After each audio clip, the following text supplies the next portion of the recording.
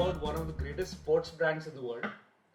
The story I'm about to tell you today is the story of a brand that is an inspiration to a lot of people in the way it has created its position in the market and retained a very strong brand, regardless of all odds. This brand is called Nike. And today we're going to decode the historic greatness of Nike with a very classic example. So the story dates back to the year 2012 when Summer Olympics were being held in London. And there were two contenders, and the Summer Olympics was being held, and sports brands were very eager to become the title sponsor of the Olympics because they knew that if they could become the title sponsor, they could pump in a lot of profit. So the auction was held, and the title sponsorship went to Adidas, and Nike lost its chance to become the title sponsor to its arch rival. And Adidas paid $150 million just to be the title sponsor of the Olympics. Now the question is, what is so special about the title sponsorship? And every time we hear a figure like $150 million for something like this, the first question comes to mind is, really, what is so special? And the answer lies in a very simple example that is pretty close to home.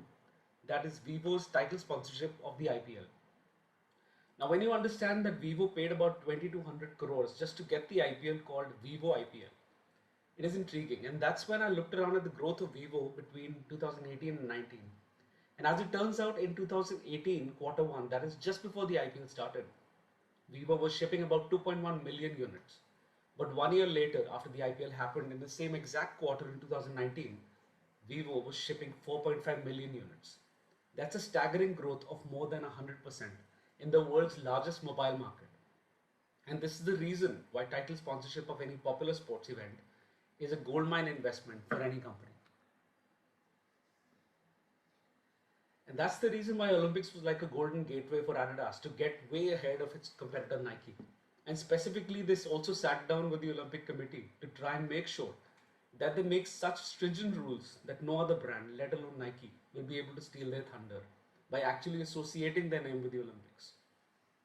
So the Olympics Committee came out with a bunch of strict rules and regulations that have to be followed at every single brand in such a way that they could in no way associate themselves with the Olympics.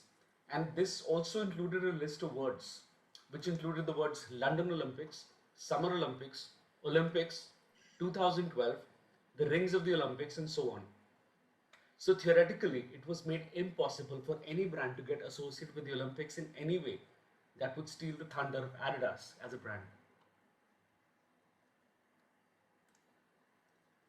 So with all of this put together, everybody thought that Adidas is now going to go viral, is going to remain at the top of the charts because it is a title sponsor of the 2012 Olympics.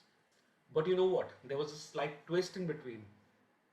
And when the actual results came out, it turns out that while Adidas had 9,000 tweets associating itself with the Olympics, there were about 16,000 tweets that associated Nike with the Olympics.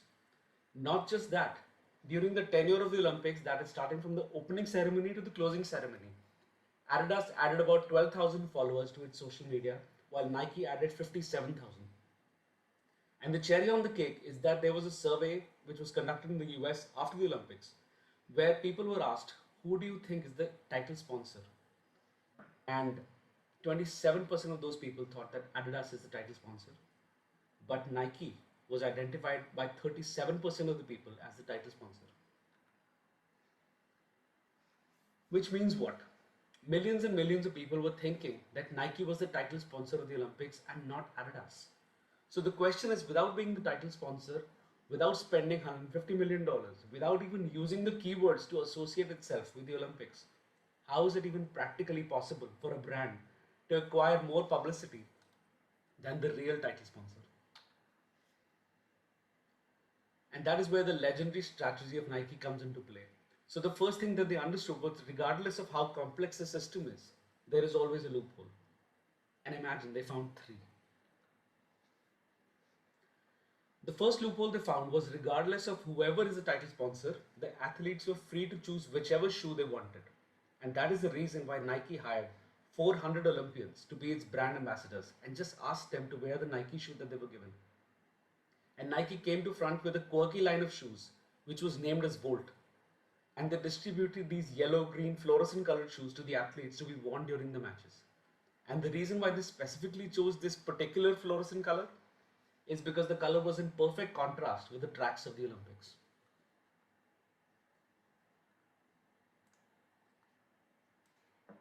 The second loophole that they found was in this rule which prohibited Nike from showcasing the London of UK in their commercials. But you know what? The loophole here is that there are 28 other locations in the world which are named as London, except the London of UK. So Nike shot their commercials in all other London except London in the UK. So the commercials were shot in London, Ohio, Little London and Jamaica, the London Hotel, the London Gym, Small London in Nigeria, and even the London Road.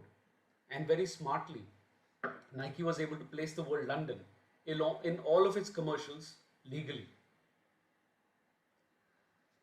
Well, the third and the most important here is where the sweet spot lies. Now, usually, if you look at these Nike and Adidas commercials, you will see all the celebrities endorsing the brand. But when it comes to Nike for the Olympics, they were not allowed to use the Olympians. So while Adidas was actually flaunting all of these commercials by hiring all of these Olympians to be brand ambassadors, Nike decided to hire average teenagers as ambassadors for his brand endorsement. I repeat, while Adidas had Olympians, Nike hired average teenagers who were not known to anybody as brand ambassadors. And they came out with a beautiful masterpiece which literally broke the internet. Now let me just share my sound here and get to the next slide where I'll show you what the commercial looked like.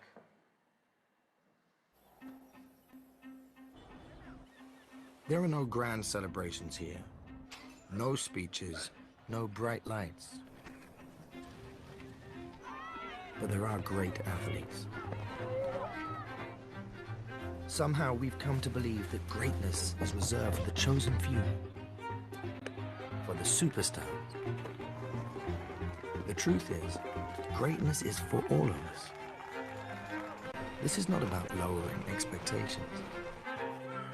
It's about raising them for every last one of us. Because greatness is not in one special place. And it is not in one special person. Greatness is wherever somebody is trying to find it.